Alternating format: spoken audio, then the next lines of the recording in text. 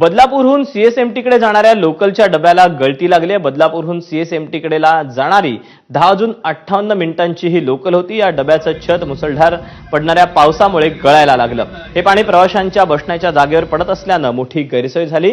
दरवर्षी पावसाळ्यात लोकल गळतात। या लोकलची रेल्वे प्रशासनानं गळती थांबवावी, अन्यथा वेगळ्याच पद्धतीनं सांगितलं जाणार असल्याची माहिती कल्याण कसारा कर्जत रेल्वे प्रवासी संघटनेचे अध्यक्ष राजेश घनगाव यांनी दिली।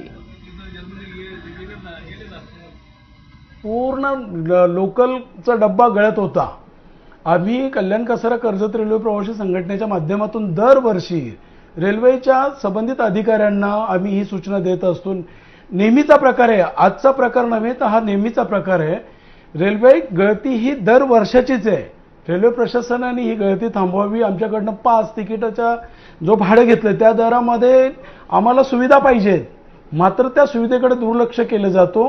जर अशीच गळती चालू राहिली तर आम्ही वेगळ्या पद्धतीनं रेल्वे प्रशासनाला विचार करायला भाग पाडू।